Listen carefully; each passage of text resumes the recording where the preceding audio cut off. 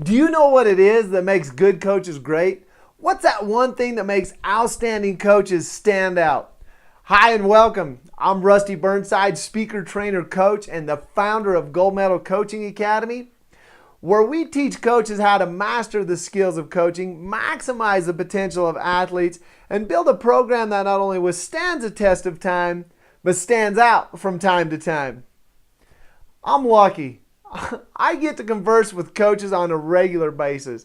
And of course, our conversation, I would dare say 9 out of 10 times, ends up taking a tour down problem lane. I often hear problems such as, coach, my athletes just aren't picking up on the offense or the defense. Kids just don't have the heart like they used to. They don't have the skills and the drills and the hard work or the try. I don't believe my athletes have what it takes. Man, our communication must be horrible. I say one thing, they hear another thing. Our communication just keeps breaking down. They're not picking up on what I'm telling them. Coach, if I know for a fact, if we could just play like we practice, we'd be fine. If I could get that taken care of, we'd be fine. Do you feel like you're just spinning your wheels and sometimes the wheels are just coming off of the bus? Talk to a lot of coaches that feel that way. Does this sound familiar? Does it sound too familiar to you? And after we've had these conversations and we've talked about the problem, of course, we always have to talk about the solution. And so I asked the coaches, what is the solution? And I can tell you this, that 9 out of 10 times, a majority of coaches believe that the solution lies within one of 3 things. They need better athletes, they need better strategies, or they need better drills. And like most coaches, you have to understand, I used to believe that exact same way. Now, don't get me wrong here. That might be a part of the problem. It could be a part of, but let me explain this. And why I believe that if anything, it's just a small part, if any part of the problem. See, better athletes, if you take a serious look across the board and you analyze all the athletes in your system and in all the other coaches' systems that you compete against, you're going to find that most of them equal out at just about the same level. And I know for a fact that I've wished for other coaches' athletes, and I know for a fact that at the same time I was wishing for theirs, they were wishing for some of mine. So that tells me that we're kind of balanced out. So I had to ask the question, is it really in the athletes? The second one is strategies. This is the kind of the common solution among especially team coaches and other coaches as well, but team coaches really buy into the strategy thing. If things aren't working, I just need to change that offense or that defense. That's what the problem is. It lies within the offense or the defense. Well, that's rarely the solution, because think about it. I know that I have probably implemented at some time other championship coaches, offenses or defenses into your program. And I still felt like I wasn't getting the results or it didn't solve my problem. So I had to ask the question, is it in the strategies? Is that the solution? What about the drills? Now, if you're an individual sport coach, this is kind of where you fall into place, and even along the team coaches as well. But it seems to be that the solution's probably in the drills. Better drills, more of them, probably going to make better athletes. Well, when generally speaking, the truth is here, you can go to a championship facility. You can go to a championship practice, and you can see that they're probably running the same drills you are in the same way. So I had to ask, is it in the drills?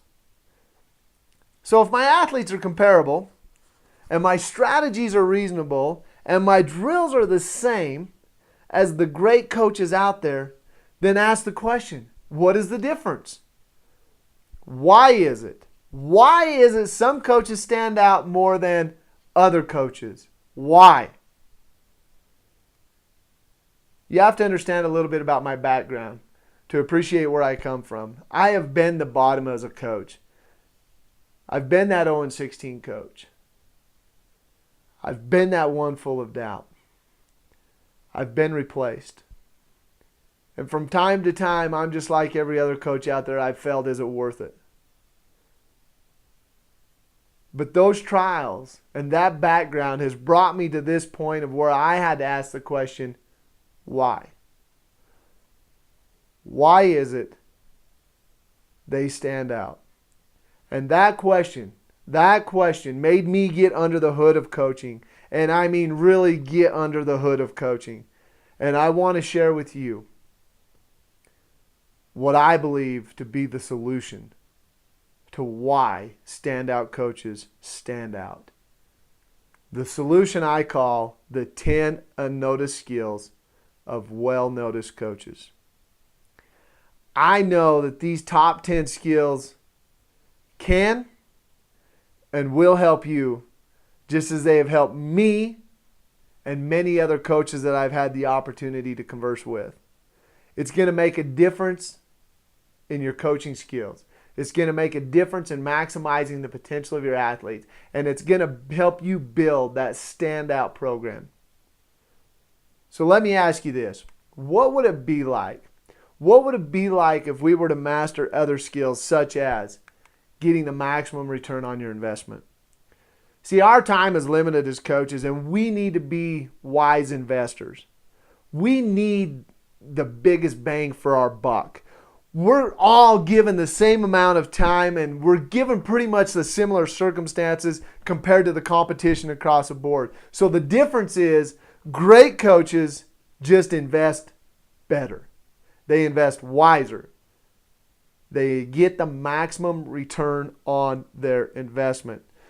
Building and growing trust. Trust is not a given. Let me repeat that. Trust is not a given, even as a coach-athlete relationship. Without trust, you and I both understand that nothing works without it. So the faster we can get there, the stronger it is, the more that we are going to achieve, and the quicker we can get to that next level. Great coaches understand trust is not automatic. What about confidence? Instilling that unshakable confidence.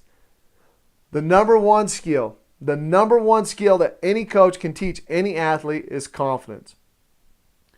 And great coaches understand that confidence is fragile even in the best athletes. Even at the professional level, confidence is still fragile. Coaches understand and know that without confidence, potential will never be maximized. What about the vision? And these are just some examples I'm randomly giving out here. Casting a vision that ensures 100% buy-in. Everyone needs to see the big picture and buy into that picture. Think about it. 50% buy-in equals 50% commitment. Think about your colleagues. Think about the organization where you work. Those who don't buy in don't really commit. Those who buy in are committed. How do you get that buy-in? Knowing how to extract the best in every athlete. Great coaches are great extractors.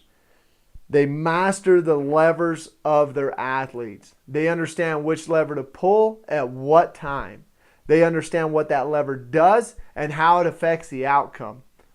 They are masters of extracting the best potential in their athletes. Inner circle. What about your inner circle? Does it support you? Does it grow you? Does it recharge you? Who do you allow into that inner circle to critique you? Who do you allow in there to influence you? Great coaches have control of that inner circle. They use it to maximize themselves, their athletes, and their program. So think about this for a second. Something to really think about as I get ready to close this up. Does it matter what offense you run if your athletes aren't bought in? Does it matter how many practices you have if the return on your investment is zero? And you know what practices I'm talking about. How do we always get a return on our investment when we run that practice? You've had them and I've had them where the practice should have not even happened. Does it matter how talented your athletes are if they lack confidence? Does it matter the drills that you use if your athletes don't catch the vision and understand the purpose of the drills. You get the idea. You understand what I'm talking about now. I hope that this quick video gets you thinking. And if you too believe that there's more to coaching than X's and O's and skills and drills, I invite you to take a quick minute, and I want you to enter your name and your email below, because I want you to be one of the first people that I give this to. This top 10 unnoticed skills, I've been using it at other places. We've been conversing about it, and I've been training coaches on it, and now it's free to you for a limited time. And I know that sounds corny and weird and all this stuff about limited time, but it's the truth. I'm only going to give this out to the first 100 coaches that go ahead and enter their email. So if you would, go ahead and enter your email, and I will see you on the other side. Until then, until we meet again, remember, coach today as if you are the coach of tomorrow.